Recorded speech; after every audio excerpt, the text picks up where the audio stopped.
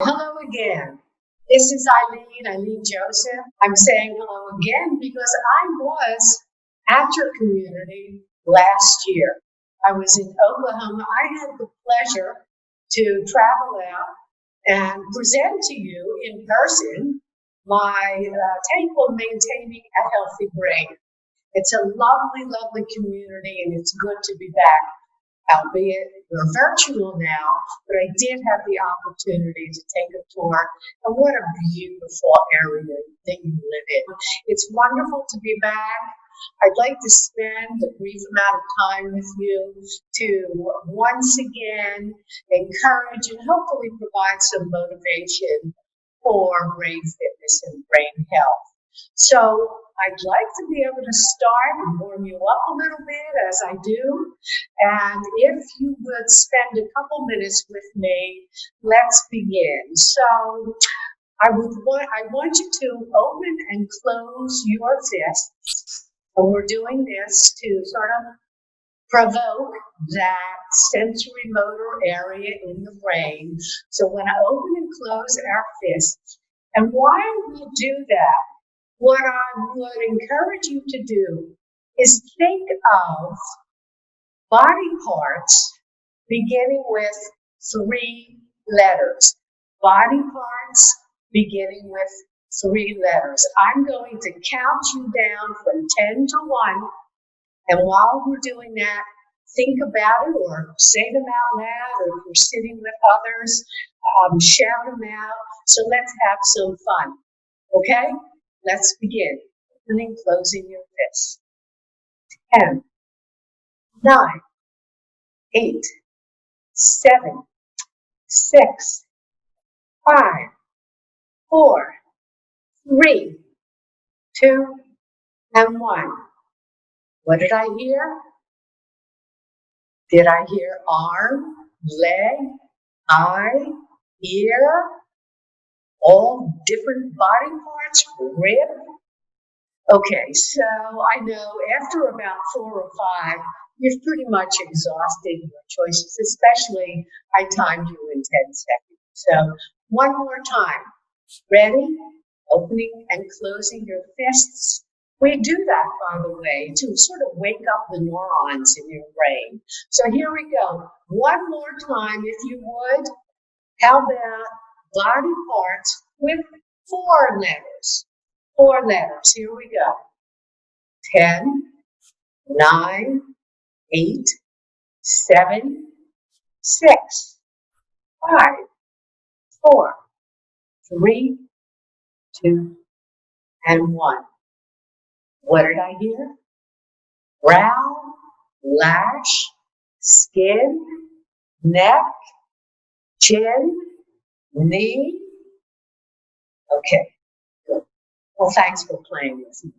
More than likely, if you got to 4 or 5, that's normal aging.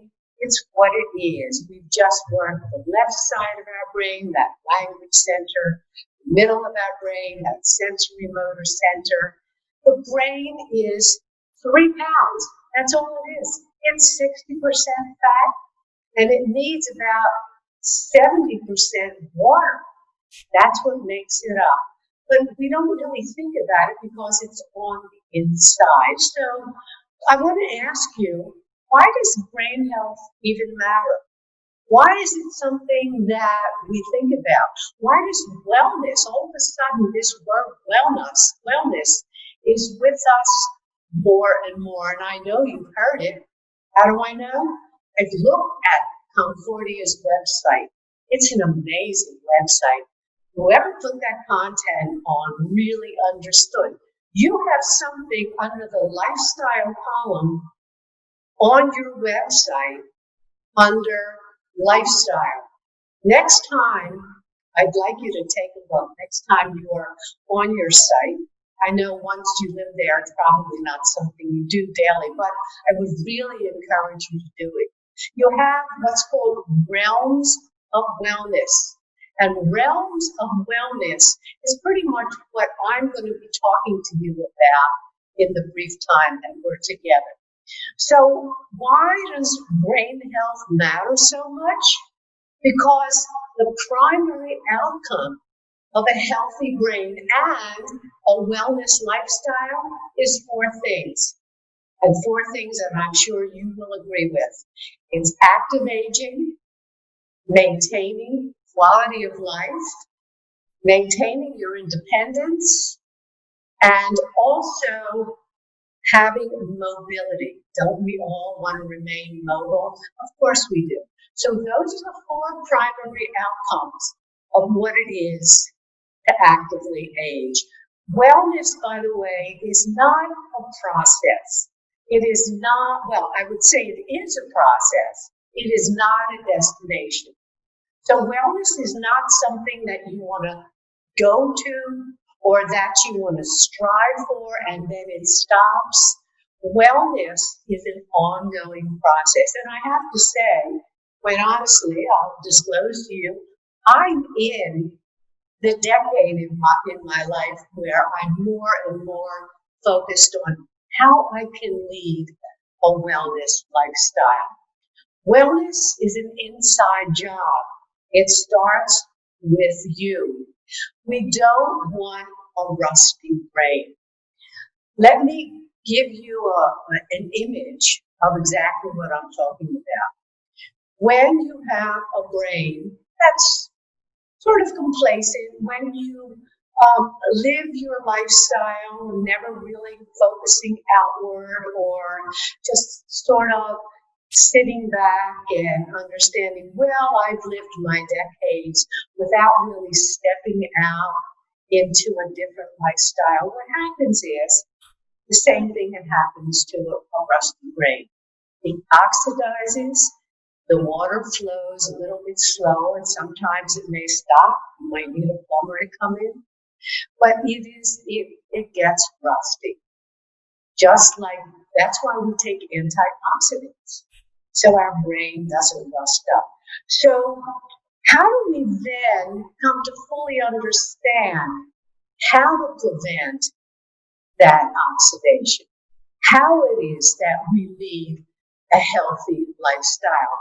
Normal aging, let me just show you quickly, and I'm sure you'll be able to relate to this, what normal aging is. Because we are aging normally, let's face it, when we're in our seventh decade and the eighth decade, there is just that process that we all have lived wonderful, wonderful, rich lives. And so things do decline just as a normal part of living our life. Let me describe to you what normal aging is. And I'm sure you'll be able to relate to this. I'm sitting in the living room and I decide that I'd like to make myself a cup of tea. So I get up to go to the kitchen to make myself a cup of tea and the phone rings. So I answer the phone. Hello? Hello, Betty. Yes? Oh, it's great to hear from you. Yes, I'd love to meet you at 2 o'clock today. At the mall? Oh, that sounds great. How about if we have some lunch together? Okay, that sounds perfect. All right, I'll see you then. Bye. I hang up. Then I turn around and say, well, what the heck did I get up to do? I just, where was I going? Now, I know you're all out there thinking, oh my God, it happens to me. There must be something wrong. No, there isn't. It's normal aging. What I do, I scan, I review. Now, where was I? Let's see. And I'm usually talking to myself as this is going on. And I go back into the living room and I sit down and bingo, there it is. I was getting up to go to the kitchen to have a cup of tea. So can you all relate? You're probably all out there going, that's good to know. It's normal aging. So let me talk to you about the different trajectories we are now on, because we are not our grandparents. There were at one point decades ago, the trajectory for aging was pretty much an arc. We're born, we live our lives, we come up, we're in our 30s and our 40s and 50s, and then there is that gradual decline. That's the way it used to be decades ago. The good news is it is no longer that decline. Here's our normal trajectory. We're born, and by the way, we're born with 100 billion brain cells. 100 billion brain cells in 3 pounds. So we're born and we're going up and we're going up, the 30s, the 40s, and the 50s. But right here, where we used to decline, we're no longer declining. We're continuing to go up and up. And why is that? Because we understand so much more about how to age and how to live a lifestyle of rich blossoming as we age. And so Dr. Halbert Dunn, back in the 1960s, he was one of the first docs to understand it's not just about illness. It's about more than that. It's about the physical. It's about the mental. It's about the social. And then in 1972, a Dr. John Travis came along. And he was one of the first doctors to really talk about what I'm going to illustrate to you called the illness wellness continuum. Now, let me just describe what that is. The illness wellness continuum, the way we used to live our lives and take care of our health, is no longer seen as a wellness lifestyle. We have our health care. We go to the doctors. Of course we do. It's important to go to the doctor, do what needs to be done, address issues that may come up. But the doctors then will give us pharmaceuticals. He may decide that we need some sort of surgery. He wants to treat the symptoms that we present to him. What that does, that brings us up to a neutral point. If you'll indulge me, let me show you what I mean with something that has become very, very prominent in the wellness field. This is called, and I'll take myself out of the picture so you can see it. This is called the illness wellness continuum. You see that arrow in the middle? The arrow in the middle is a neutral point. And everything up to the arrow in the middle is the treatment paradigm. Now, when I say treatment paradigm, that's what I mean. We go to the doctor and we do what he or she tells us to do to get ourselves to the neutral point. But I would submit to you, being at the neutral point is the absence of illness. It is not wellness. It is the absence of illness. So up until now, we've called this healthcare. What I would submit to you is it's illness care. And it has its place, no question about it. But at that neutral point, there is so much more. Now, we are absolutely just given all of this information. We are inundated constantly with pharmaceuticals. We're inundated. Take a look at your nightly news. I would say 20 minutes of it is at least all the different ways all the different medications you can buy. And as far as I'm concerned, I'm hearing initials that I never heard before with diseases that I've never heard before. But there is this creation of medication, and then there is this disease. Now, don't get me wrong. I really believe in our medical healthcare industry, but I have to also encourage that there's more to it. If you want to know the secret of good health and well-being, it's important that you set up home in your own body and start loving yourself there. So Dr. Travis created this wellness continuum. And you never reach the end of it. You are always continuing a wellness lifestyle. So what's on the wellness lifestyle? Well, as I said to you before, I mentioned the realms of wellness that you'll find on your very own website. And what are they? They're physical, they're mental, they're emotional, they're environmental, they're social, and they're spiritual. And I also noticed an additional one on your website. It's called vocational. So how do all of these play a factor in brain health? Do you know that brain health, your brain is just like a muscle? If you don't continue to use it, what will happen? What happens to a muscle when you don't use it? It gets a little flabby, and it really doesn't, it's not working the way it used to. I would submit to you that the brain can get flabby, just like a regular muscle. So we have to really think about how we motivate ourselves to live a wellness lifestyle. How do you want to orient your internal GPS? Do you want to orient it just to the neutral point, or do you want to take the next step?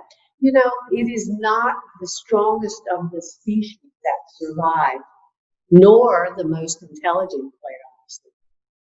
But the species that survives the most are those people who are responsive to change.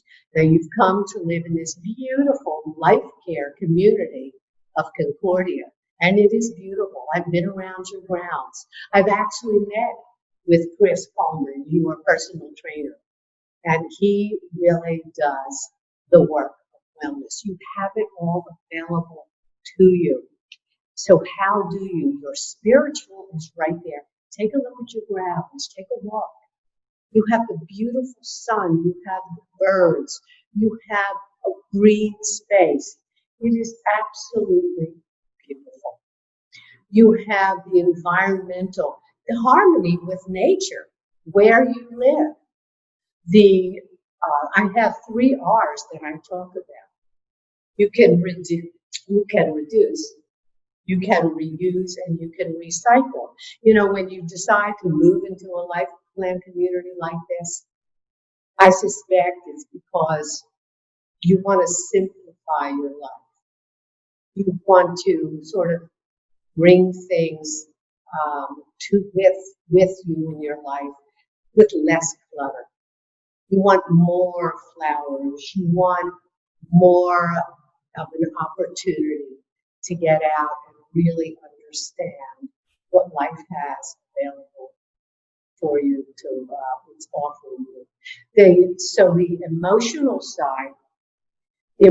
side is living a lifestyle, able to express, able to talk what's going on within you. And I don't mean everybody has to go out and get themselves a psychotherapist, but when you're moving into a new community, and I work in a community, I know how people move in after living decades in a neighborhood, and then move in and they look around and the friendships that are available for them to make.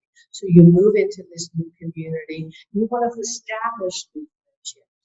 You want to say what's real for you. You want to share your memories. You want to really understand what it is to express constructively where you are, and you probably feel a little bit more free to do so. And so your self-esteem as you get older sort of builds, because you're no longer attached to trying to take care of everyone around you. So there's the emotional, we have the spiritual. How about the social? Oh, the social is huge. The social is absolutely the way for you to thrive. Because when you're getting together with other people, think about what you're doing. Think about the conversations that you're having. let's say you take a class, like you take an art class. You get to share with others your interpretation of art. If you were an artist, you come to a community like this and you can actually thrive, because one of the vocational pieces that you'll have available is you've taken your career and now you can actually help others. You can instruct an art class. I see that all the time. So the social aspect, you can cultivate a supportive network. You can engage with others. You can have social relationships. You build friendships. And all of these things is part of a really wellness and healthy lifestyle. The environmental, the physical. Let me tell you a little bit about this. I myself, I'm a personal trainer, a couple of other things that I do there. But I know how important the physical aspect of wellness is. If you go on any aging website, if you if you read the papers, if you have any sort of access to what's available in terms of brain health, go on your own website. The number one aspect in that wellness paradigm is always physical. Now, I don't mean you need to go out and run a marathon. You certainly don't need to do that. As a matter of fact, research now tells us that just walking 20 to 30 minutes 3 times a week will create what you need to maintain the health and wellness in your body. So you use 200 muscles when you walk. But, let me just get back to also the mental aspect of it. Don't let your brains get rusty. So how do you do that? Lifelong learning? Absolutely. Go to lectures. I suspect in your community, even with COVID-19 going on, I suspect there's a lot of virtual classes going on. I would imagine that you can social distance. You can listen to the Philharmonic Orchestra. You can listen to different lectures. You're listening to this. This is also lifelong learning. You can virtually go online and go to a museum. You can virtually go online and go to many different zoos across the country. It is an amazing universe out there. And you have the technology to be able to use it. Are you afraid of the technology? Probably not. Not at this point. And if you are, have someone from your IT department, have your grandchildren come and show you how to use an iPad, show you how to use a laptop. Get yourself on there because there's so much available now. Go on Google and Google whatever it is that you want. I do brain classes where I work. I do many brain classes, and I challenge people. It is the challenge. What does the brain love? It loves 3 things. It loves novelty, something new, something different. It loves variety. If you've been doing crossword puzzles for 30 years, stop doing crossword puzzles. Do Sudoku, or do Hidalgo, or do cryptograms. Change. It loves novelty, variety. And what it loves most of all is challenge. Now, I know for some of us, we don't really want to be challenged. But how do you become motivated? I'll tell you what happens. We have, it's a triangle. Up here are our thoughts. Right there are our thoughts. Over here are our emotions. And over here, we have the way we act. If you want to really begin a wellness lifestyle, it's important to change your perspective about how you want to lead your life.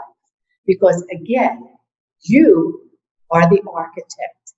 You are the one who needs to take responsibility.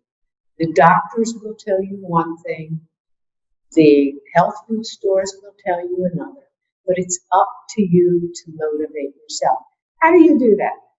Well, let me suggest to you something that I call the 3 C's. 3 C's. It's important to become aware of your thinking.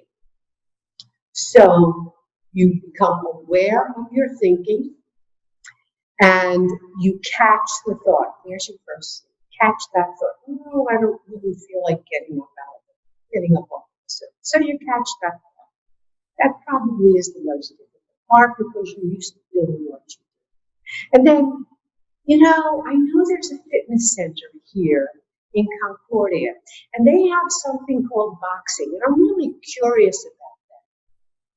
Your RSB program is amazing.